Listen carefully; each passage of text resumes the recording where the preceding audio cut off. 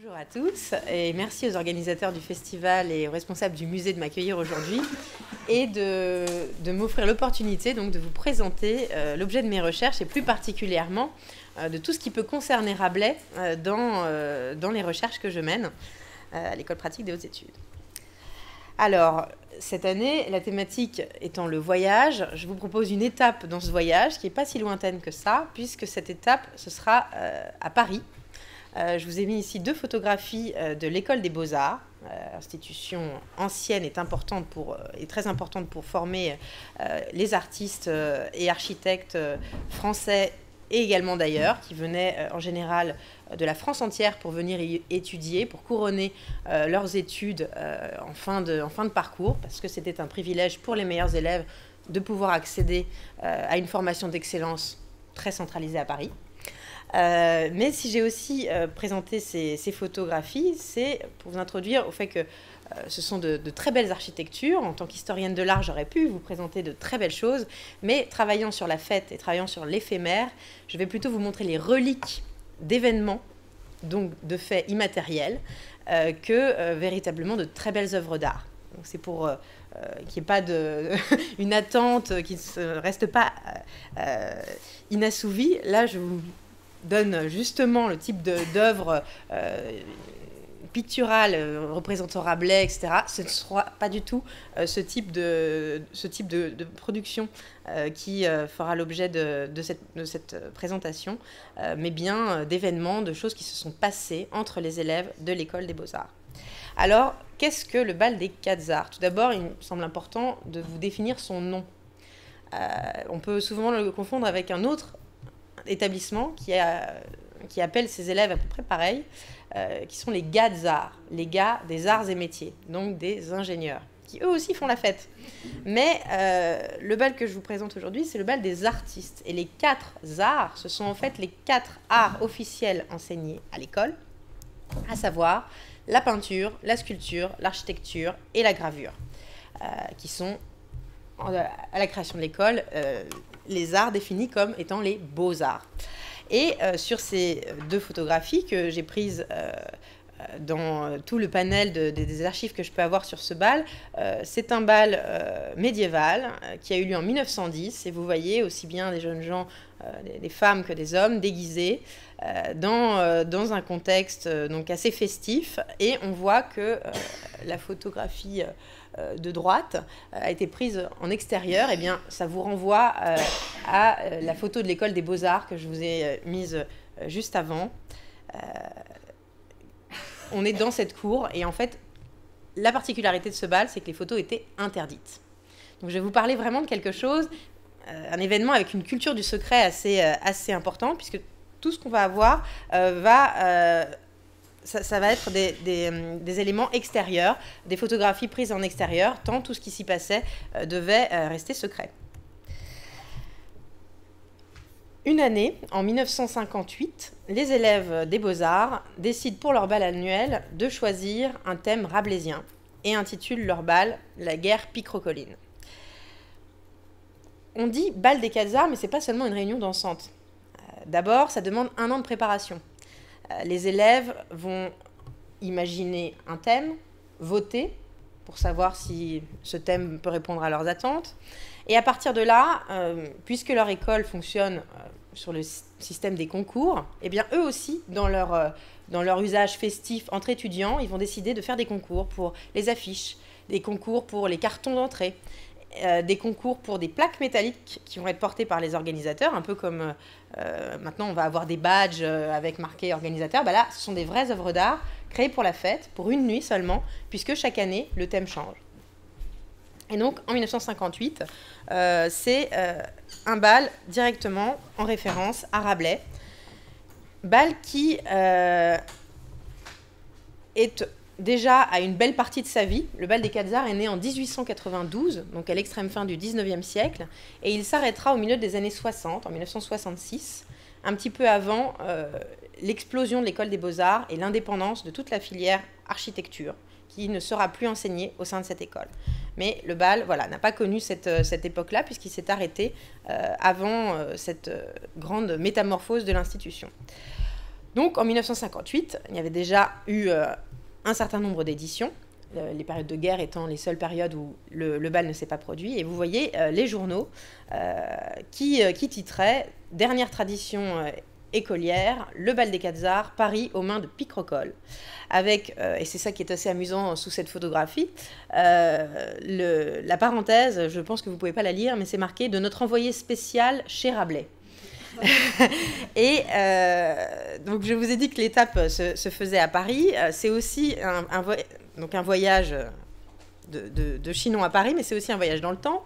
On est dans les années 50 et un voyage dans un temps un peu particulier parce que c'est le temps des études, le temps de la jeunesse, celui où on a envie de faire la fête, de se déguiser et de vivre des excès, de rencontrer le sexe opposé, sachant qu'on est avant la liberté sexuelle, on est avant la culture jeune, les possibilités de sortir. On a plus affaire à des événements de fête qui sont multigénérationnel, intergénérationnel, où tout le monde peut prendre part. C'est beaucoup moins segmenté que ça l'est devenu ensuite. Et donc, grâce à ces articles de presse, donc, le ton est donné, hein, la guerre picrocoline semble inévitable. Et ils expliquent donc qu'un bal va se tenir à Paris, dans une grande salle, l'hôtel des Sociétés Savantes, rue Danton, en plein quartier latin, face de l'université. Et ça me permet aussi une espèce de pirouette assez intéressante. Bien évidemment, les élèves des Beaux-Arts vont retenir de Rabelais principalement les géants gouailleurs, vont retenir Gargantua, etc. Et au moment de la guerre picrocoline, Gargantua fait ses études à Paris. Donc c'est un petit va-et-vient assez intéressant. Là, je vais vous montrer les étudiants parisiens qui rejouent la guerre picrocoline, tandis que le personnage de Rabelais avait dû repartir sur ses terres alors qu'il faisait ses études au moment de la déclaration de cette guerre. On y apprend dans ces petites coupures de presse qu'il y a tout un programme, beaucoup d'attractions. Je vous disais que ce n'était pas seulement une réunion dansante. En fait, un peu à la manière du carnaval de Paris, il y avait une sorte de défilé dans les rues de Paris, déguisée, d'où cette photo où on voit une personne qui n'est pas déguisée se retrouvant face à une créature un peu spéciale, parce qu'il y avait ce que les étudiants appelaient la montée au bal, donc le départ de leur école jusqu'à la salle louée. Là, en l'occurrence, elle n'était pas très loin, la salle de l'hôtel des Sociétés Savantes, mais ça pouvait être beaucoup plus loin dans Paris, ça pouvait être à Montmartre, etc. Et partant de là, eh bien, il y a une traversée dans Paris, 2 personnages costumés qui jouissent d'une liberté totale. Ils vont boire dans les verres des gens, ils vont s'asseoir aux tables, ils vont prendre les femmes dans les bras, ils vont faire danser les vieilles dames. Voilà, un grand moment libérateur. Ils arrivent dans la salle. Dans la salle, il y a un certain nombre de concours, d'attractions, je vous évoquerai un petit peu plus tard, et bien évidemment tout un décor qui est construit de loges. Chaque atelier de l'école rivalise en construisant sa loge, on en fait un concours, et les meilleurs sont récompensés. Malheureusement pour cette année-là, 1958, je n'ai aucune photo de ces loges, de ces décors, donc ça va un petit peu générer une attente, mais voilà, qui ne sera forcément frustrée parce qu'il n'y a pas de source sur cette année-là. Mais imaginez que, en temps normal, les loges faisaient quelque chose comme 5 mètres de haut, permettaient donc de monter à un étage pour surplomber la fête. Et c'était un petit peu comme un espace privatisé de l'atelier, puisqu'il n'y avait qu'un atelier qui pouvait accéder à sa propre loge, et le parterre, en revanche, était le lieu de rencontre, un petit peu comme une rue, la rue avec la place publique et les maisons. C'est un petit peu cette division-là qu'on avait lors du bal des 4 arts. Et dans la salle basse de cette loge, il y avait de la paille. Ils appelaient ça la salle de la paille, ce qui a fait aussi couler beaucoup d'encre, parce que c'était un endroit où on pouvait se reposer, soit parce qu'on était trop ivre, soit parce qu'on voulait consommer une rencontre. Donc il y a vraiment quelque chose de très très libertaire qui régnait dans ce bal. En 1958, les organisateurs ont décidé de présenter leur bal à la presse parce qu'ils avaient voulu faire une petite exposition autour de l'histoire de leur bal, ce qui est une étape assez intéressante dans l'histoire de cet événement parce que avant, il avait lieu, mais on ne parlait pas du fait qu'il ait lieu. Au contraire, je vous disais, il y avait une grande culture du secret. Et vous pouvez déjà voir que, ne serait-ce que pour le petit carton d'invitation envoyé à la presse, il y a des formes de lettres qui vont être un petit peu travaillées pour l'événement, et une grande liberté qui est prise avec la langue. Donc là, vous voyez coquetel de presse. Voilà, il y a une grande, une grande liberté qui est donnée. Et dans le document à côté, tout sale, mais ça vous montre aussi comment est-ce qu'on peut reconstituer l'histoire d'événements qui n'ont pas laissé beaucoup de traces. Bien là, on a une lettre qui évoque justement les différents concours qui avait lieu durant le bal, à savoir un concours de défilé. Donc les personnes qui étaient déguisées pouvaient créer des structures, un peu comme des chars, des choses comme ça, qui défilaient dans le centre de la salle et qui étaient une des grandes attractions de la fête. Concours de loge, je vous en ai déjà parlé, concours de musique également, concours de costumes, concours de danse, prix de beauté, donc là exclusivement féminine. On est quand même une époque où il y a une grande division hommes-femmes et voilà, il y a cette idée du prix de beauté. L'équivalent masculin, c'est le prix de concours, le prix de costume. Donc vous voyez que c'est un petit peu, les attentes ne sont pas les mêmes. Et bien évidemment, ça pouvait donner lieu à des effeuillages. Voilà, il faut imaginer tout ce qui peut aller avec. Et la particularité de cette année 58, nouveauté dans l'histoire du bal, parce que tous les autres concours se retrouvent d'année en année, c'est le concours du Gargantua 58. Donc c'est pas la Miss telle région, c'était au contraire qui allait réussir à manger le plus vite une quantité de poulet très très importante. Il faut savoir que le gagnant, je l'ai rencontré, il a réussi à ingurgiter, je sais plus exactement, j'aurais peur de dire des bêtises, mais c'était astronomique. 11 poulets en quelques dizaines de minutes, avec plusieurs litres de vin, enfin voilà. Bon, peu importe, mais ils avaient joué la carte à fond et avaient voulu voilà, complètement incarner ces héros de Rabelais.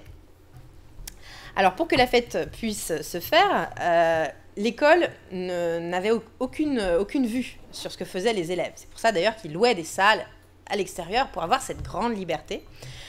Ils sollicitaient les commerçants, ils sollicitaient les fournisseurs, etc. pour avoir des sponsors. Et là, vous voyez en fait une petite carte qui était donnée aux sponsors du bal, avec la petite main la main poilue, là, assez vilaine, dans les nuées, avec marqué « Vous ». Parce que ce sont les donateurs qu'on représente par cette main qui arrive un peu du ciel pour aider les Quat'z'Arts représentés par ce chevalier qui est sur sa licorne, tout casqué, armuré, etc., avec sa bannière comité du bal des Quat'z'Arts. Sur le cheval pose ses pattes sur la signature de l'élève qui a fait l'affiche et le titre retenu dans l'année. Tandis qu'il y a toujours des doubles sens avec des connotations un peu sexuelles. Vous voyez qu'il tient d'une part la main du donateur, mais de l'autre, il pince la jupe de la damoiselle tant convoitée pour le bal. Alors là, je vous ai reproduit le carton d'invitation qui est assez sanglant. C'est pas toujours le cas dans le bal des Quat'z'Arts. J'ai reproduit le texte en fait qui était le coupon dans la partie supérieure. Mais je voulais que vous puissiez bien voir l'image. Donc j'ai coupé la partie supérieure. Et comme on souhaite vraiment que les femmes viennent, elles ne payent pas. Elles sont plus ou moins toutes bienvenues à la fête. Tandis que pour que cette grande liberté puisse se faire dans le bal, il faut qu'il n'y ait que des artistes, ou dans le meilleur des cas, des amis d'artistes qui ont vraiment montré patte blanche et qui sont conformes à un certain état d'esprit pour éviter que le bal soit critiqué, qu'il y ait des interdictions, comme il a pu y en avoir dans l'histoire du bal. Mais bon, ça serait trop long d'entrer dans les détails. Mais voilà, c'était une nécessité de filtrer énormément les entrées. On parlera aussi tout à l'heure de l'organisme les gardes qui devaient vraiment faire la police pour savoir qui entrait ou qui n'entrait pas.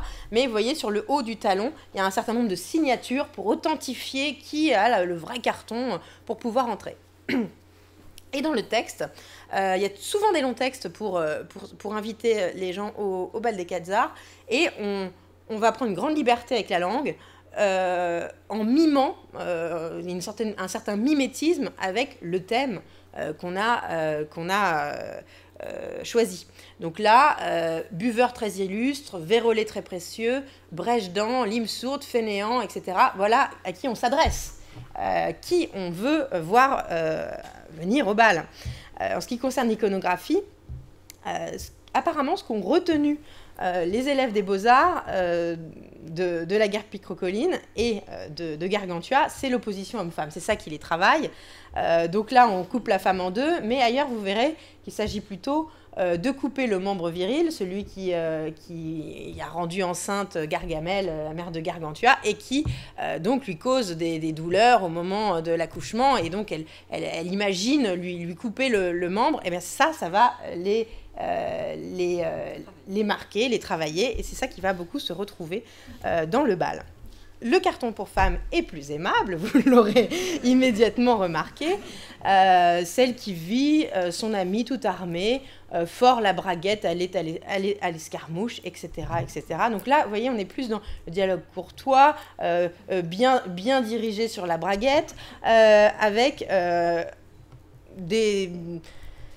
une gourmandise assez bien placée. Hein. Donc, on parle le bon morceau dont elle est soit friande, et bien évidemment, tout se tourne autour du sexe masculin.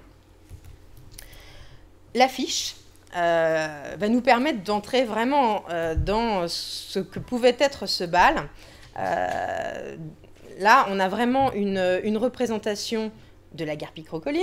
Vous reconnaissez les forteresses qui sont en train d'être assiégées, une guerre assez désordonnée, les gibets dans le fond de la composition au cas où on refuserait de combattre. Et d'ailleurs, il y a un pendu au premier plan. Mais en fait, ce n'est pas seulement une représentation de la guerre picrocolline, c'est aussi une représentation de ce qu'on souhaite pour le bal. Il n'y aura pas de mort, il n'y aura pas de pendu, mais il y aura des gens qui joueront à tout ça. Et globalement, dans toute l'histoire, dans toutes les éditions du bal des 4 arts, la dimension guerrière est très importante, se retrouve très souvent. Là, elle est exacerbée avec la guerre picrocolline, mais ils ont pu revivre, que ce soit pour des thèmes gréco-romains, égyptiens, etc., l'aspect guerrier, le triomphe des vainqueurs qui ont tout pillé, qui ont pris des captives et qui fêtent leur réussite. Les mercenaires qui ont fini aussi leur œuvre. Voilà, c'est des choses qui intéressent énormément les élèves des Beaux-Arts. Et là, ça se retrouve avec ces productions autour du bal de la guerre picrocolline. Je vous disais qu'on voyait beaucoup d'éléments liés à Gargamel. Il y a en fait, je vais peut-être juste me lever parce que sinon vous n'allez peut-être pas bien voir. Ici, on reconnaît bien une femme, les jambes écartées, qui tient un membre entre ses dents. Donc voilà, on va avoir aussi, il ne faut pas que je cache l'écran, des moines qui jouent aux cartes. Voilà, il y a des éléments qui sont vraiment directement liés à Rabelais, d'autres qui sont au contraire des citations directes du bal et de ses organisateurs. Ici, vous voyez la tête d'un homme noir, on ne voit pas très bien, mais j'aurai un détail tout à l'heure. Il a un collier avec marqué président. Et cette année-là, le président du bal était un artiste d'origine ivoirienne. Donc le président, le roi de la fête, était noir. Donc c'est forcément de lui qu'il s'agit lorsqu'il représente ça sur leur affiche. Il y a d'autres visages qui ressemblent plus à des portraits des uns et des autres, donc on comprend qu'il y a des références directes. Il y a aussi des bannières, on ne voit pas très bien, mais il faudra me croire sur parole. Il y a marqué « Vive Chapégut » qui est le nom de 2 professeurs de l'école, d'un atelier, etc. Donc il y a des citations qui sont de l'ordre de la private joke qui faisait sans doute beaucoup rire les élèves de l'école. Donc vraiment les deux sont imbriqués, à la fois les citations, on va dire savantes à l'œuvre, enfin savantes, plus ou moins fidèles à l'œuvre de Rabelais, et de l'autre, ben, tout ça est entremêlé avec la culture de l'école et avec ce qu'on attend pour la fête. Alors, les seules photos que j'ai cette année-là, les personnes sont un peu plus âgées sur la photo. Ce ne sont pas des élèves. Je vous disais qu'il y avait un côté très intergénérationnel. En fait, les anciens élèves continuent à prendre part à la fête. Et là, ce sont eux que l'on voit en photo. Et on le sait parce qu'ils portent des colliers avec des gros médaillons. Et ces insignes étaient les mêmes d'année en année, puisque c'était pour les membres d'honneur. Donc, comme pour une confrérie, il y avait la possibilité de porter des insignes. Et ça vous donne encore une idée de la liberté qu'ils pouvaient avoir pour leur costume, parce que, en fin de compte, ces quatre arts, avant d'être véritablement ou rabelaisiens, ou en référence à la Grèce antique, ou, par rapport aux photos que je vous ai montrées, les premières, bon, en plus, le noir et blanc aplanit aussi beaucoup les choses, mais voilà, souvent ce sont des corps assez dénudés, avec de la peinture corporelle. Ils utilisaient de la peinture de comédien, du fard de comédien, et des éléments décoratifs, des chapeaux, des accessoires. C'était principalement ça, surtout que ça avait lieu à la fin de l'année, et il faisait chaud, et on voulait pouvoir facilement se déshabiller. Alors ça, ce sont les plaques donc, qui étaient portées par les organisateurs, plaques de deux types, à l'iconographie, toujours rejoignant les mêmes thèmes, hein, donc la femme avec le membre viril entre les dents, et de l'autre côté en train d'agir.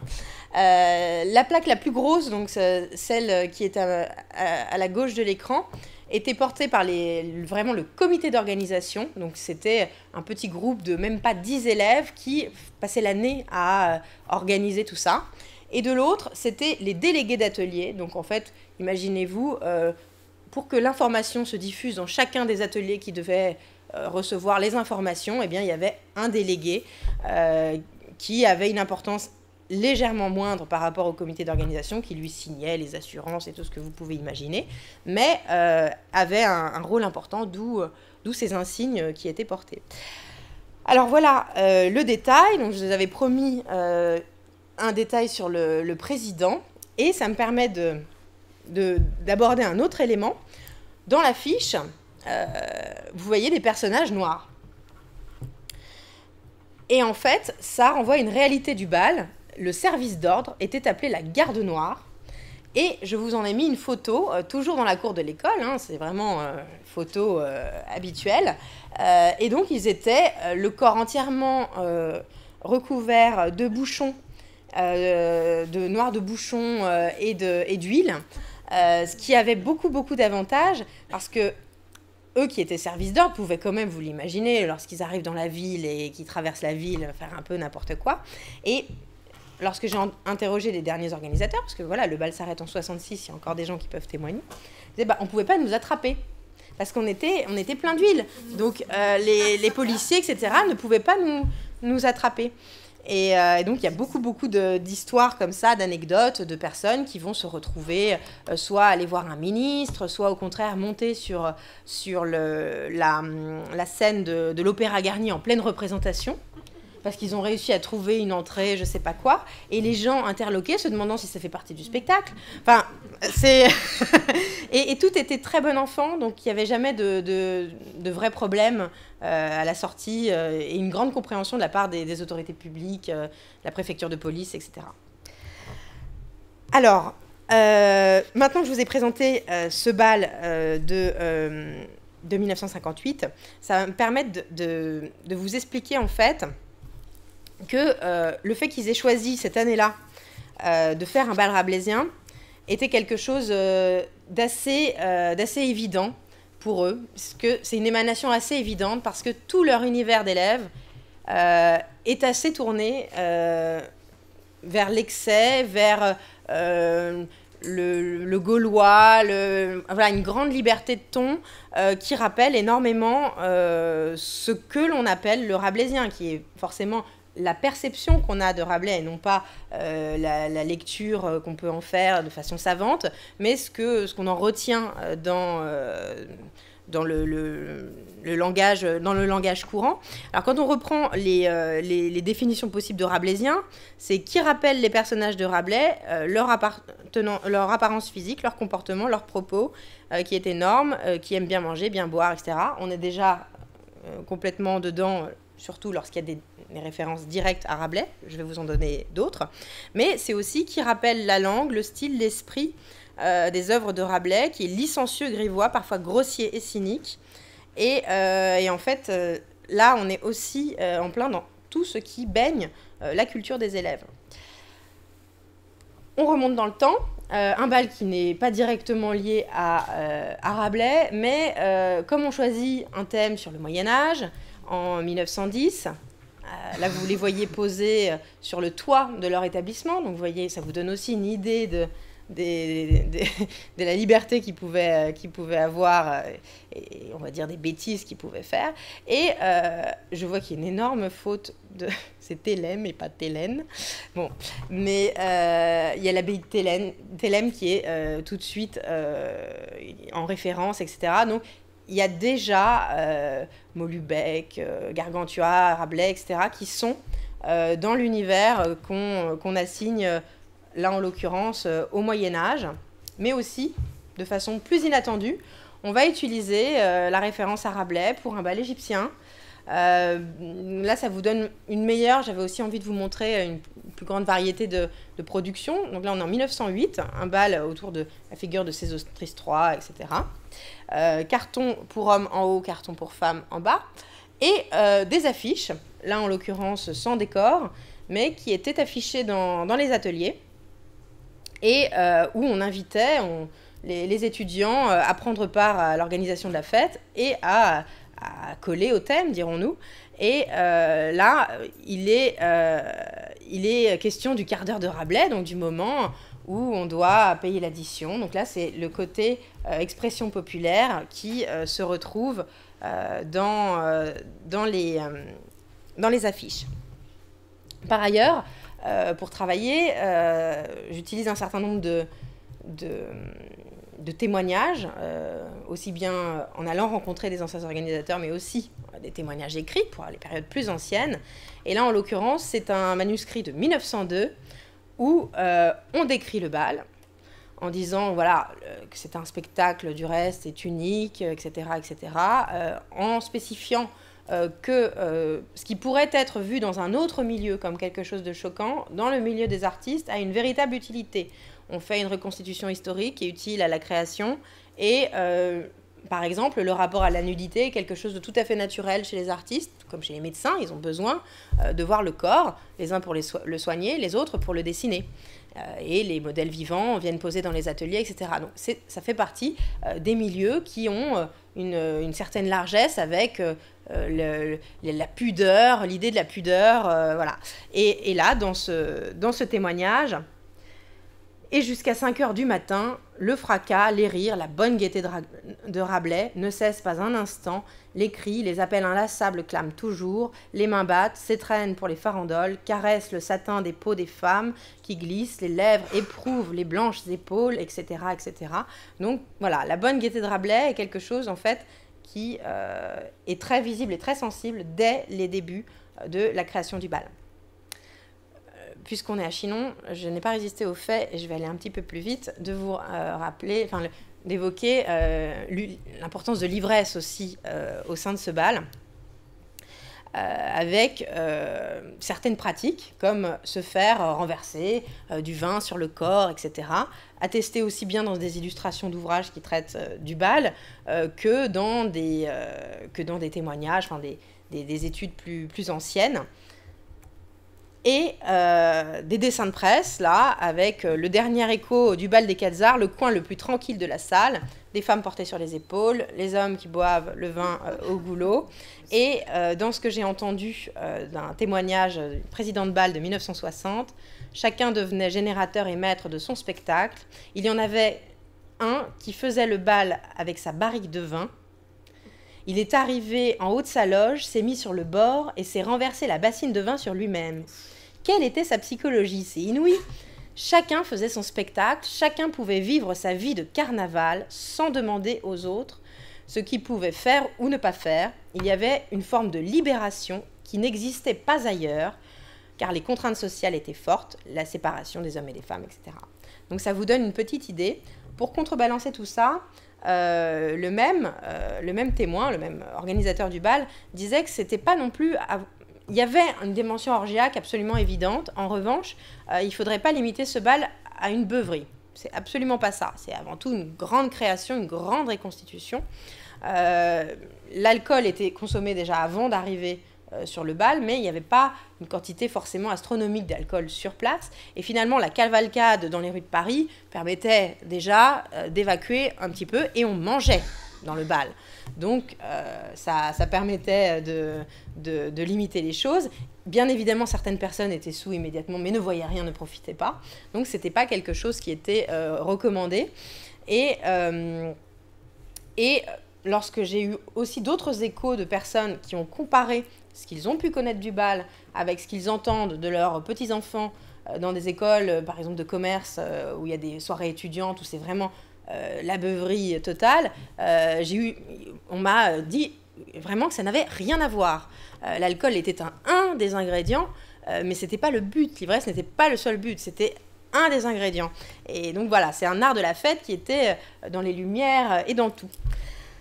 J'élargis un petit peu. On parlait donc juste avant de vivre sa vie de carnaval. C'est bientôt fini. En fait, je vous évoque un autre grand, un peu en guise d'ouverture, un autre grand rendez-vous des élèves de l'école des Beaux-Arts, qui était un petit peu un complément. Comme si le bal des Quatre Arts était comme un bal de carnaval, tandis que la partie carnaval de rue, donc le défilé des chars, etc., est contenu dans une autre fête qui a lieu à un autre moment de l'année scolaire, qui s'appelait la fête du rouge vin. Le rouge vin, c'est un nom propre, rien à voir avec le vin. C'est lié au nom d'un concours qui avait lieu à l'école. Et à la fin de ce concours, qui nécessitait que les élèves soient isolés dans des loges pour travailler seuls pendant très longtemps sur leur projet, et bien pour fêter leur sortie, cette espèce d'emprisonnement, parce que vraiment, c'était des études très difficiles, des études d'architecture. Et bien, pour fêter ça, tous les camarades d'atelier attendaient celui qui avait concouru en ayant fait un char de carnaval, un char de rouge vin, mais bon, pour que vous compreniez tous, un char de carnaval. Et là, je vous ai reproduit un char en 1924 d'un atelier qui s'appelle Josely, qui représente un espèce de cochon vainqueur. Il est comme un aurige avec une couronne de laurier, voilà, mais quand même du persil dans les narines pour rappeler la boucherie-charcuterie. Et en fait, les élèves produisaient ces chars sur les quais de Seine, les mettaient dans la cour de l'école. Voilà pourquoi il était important que je commence sur cette cour. Il y avait un jugement qui était rendu dans la cour de l'école. La mairie de Paris, la municipalité, prenait part à ce jugement. Et ensuite, les chars partaient en cavalcade dans les rues, encore une fois, du quartier latin, arrivaient à la place du Panthéon et avaient des animations pyrotechniques. Donc il y avait des feux d'artifice maison, ce qui a pu poser des graves accidents. Et après, on les mettait à feu. Donc, en fait, avec ces deux fêtes que j'ai cherché à vous présenter rapidement, là, ce sera peut-être un peu trop long pour vous présenter ce document, mais les deux fêtes que j'essaie de vous présenter, montrent que les élèves des Beaux-Arts étaient en quelque sorte les dignes héritiers du carnaval de Paris, qui s'est éteint petit à petit dans le tournant du XXe siècle.